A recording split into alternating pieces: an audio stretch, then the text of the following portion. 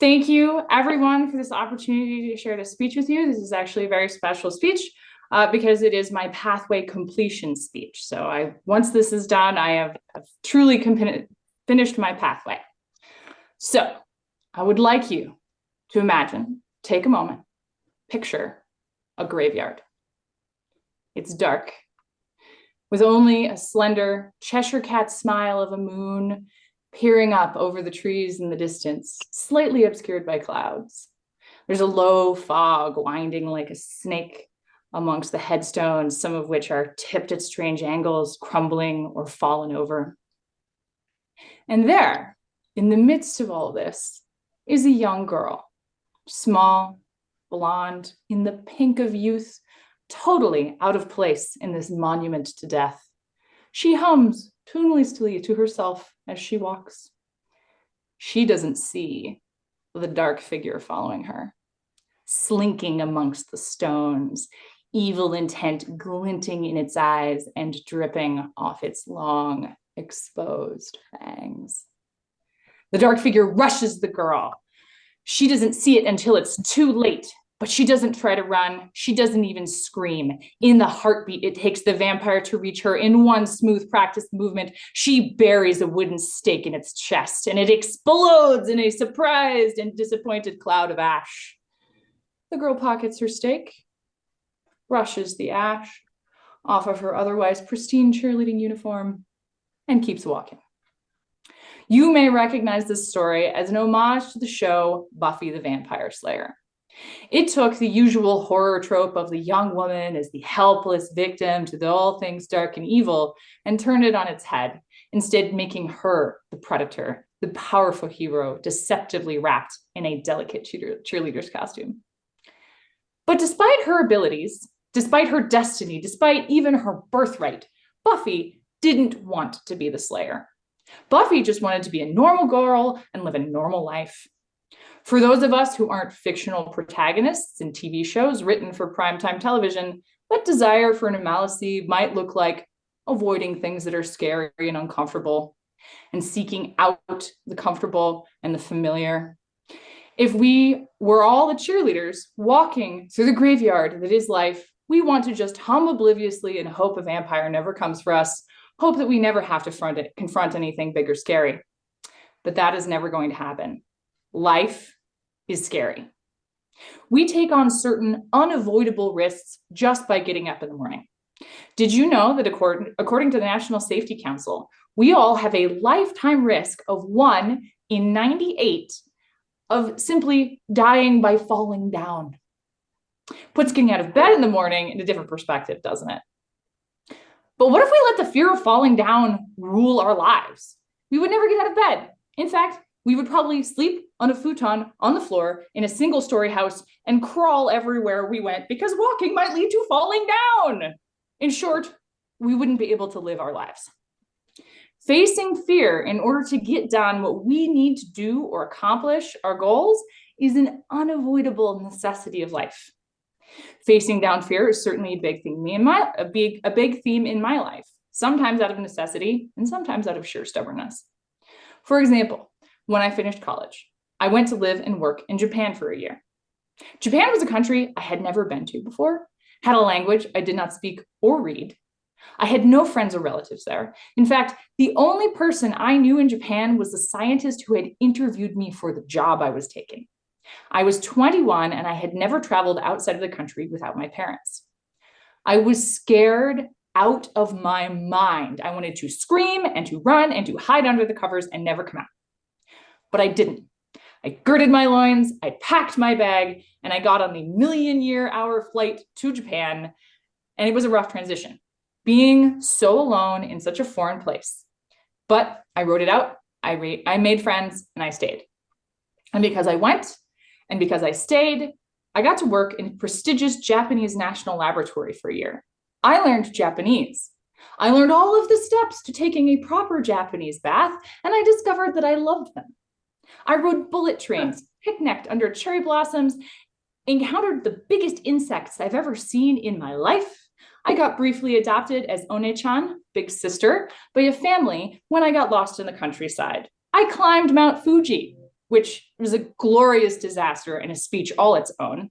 And I made lifelong friends amongst my coworkers and neighbors because I didn't let fear win. In fact, I have formed a habit of doing things that scare me simply because they scare me, so that I can prove to them that I will not be cowed or stared down. I have taken an IV certification course as part of my EMT training in order to confront my fear of needles, because you have to be your classmates' first practice pincushion. I have learned to lead climb despite my fear of heights and falling. And I am happy to report that after almost a year of practice, I no longer scream every time I fall, which is good because on the occasions when I do scream, I am capable of silencing a busy gym with my shrieks. Some people get so frightened by my screaming, they curse and call upon their gods for mercy. I have done stand-up comedy twice. In fact, that is another thing that has always scared me, something that scares most people: public speaking. According to the National Social Anxiety Center, fear of public speaking, known as glossophobia, is more common a fear than heights, spiders, and death. The National Institute of Mental Health reports that glossophobia affects about 40% of the population. I am part of that 40%. I've told the story before of the worst public speaking experience I ever had: sick, jet-lagged, and hyped up on a poorly timed Red Bull. I gave a 45-minute presentation in 30 minutes without stopping for a breath, not once. And the audience didn't breathe either. My tension was so palpable. Or maybe I was part of the 40%. I'm not so afraid of public speaking anymore. And I believe the secret is practice. Do it. Do it again. Each time it gets easier, a little less scarier. Whatever it is, public speaking or otherwise, each time you confront that fear, each time you overcome it, your skills get a little more and your fear a little less. I still get nervous when I speak, particularly when I'm about to start a workshop where I am the show and it's a large group of people staring at me with their eyes, expecting me to entertain or educate them for a full 90 minutes. I feel my heart flailing against my ribs, my limbs get all light and tingly, and at that moment, I tell myself that I am a pro. That the increased rapidity of my heart rate is just a sign that my body is getting ready to kick butt and I am going to slay. And then I slay. Toastmasters has played an important role in getting me there. It has given me a place to practice writing speeches, speaking, and importantly, giving and sharing, giving and receiving feedback. In addition to my side hustle as a public speaker, the skills I have learned in Toastmasters are highly transferable to my current role. I report to my company's chief of staff. My boss is super supportive and has a lot of faith in my abilities, which I greatly appreciate. Even when this faith involves me being thrown into the deep end of the pool with the assumption that I can swim. I consistently get handed tasks I have never done before, like running meetings and assigning tasks to a suite of my company's executives who all outrank me, or organizing and emceeing meetings for high-level external advisors and board members. Board members, by the way, are my boss's boss based on how my company structure works. So, no pressure, just don't mess it up.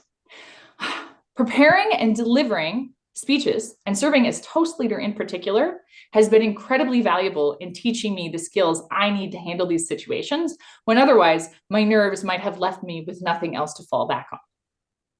Another important element of Toastmasters is structured feedback. Feedback can be hard.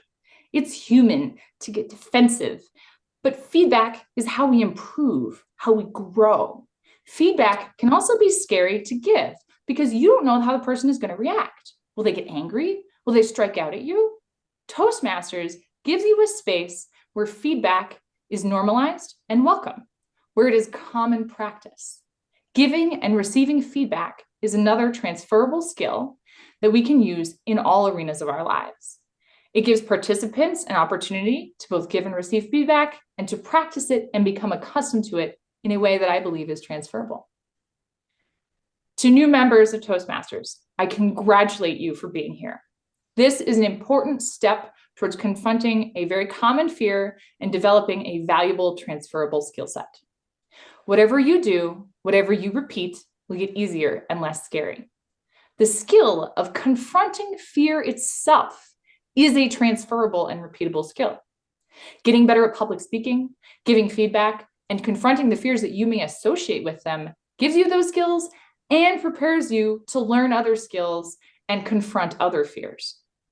Welcome to Toastmasters, welcome to life, and welcome to the scary graveyard that we are all walking through, humming obliviously. Get ready to slay.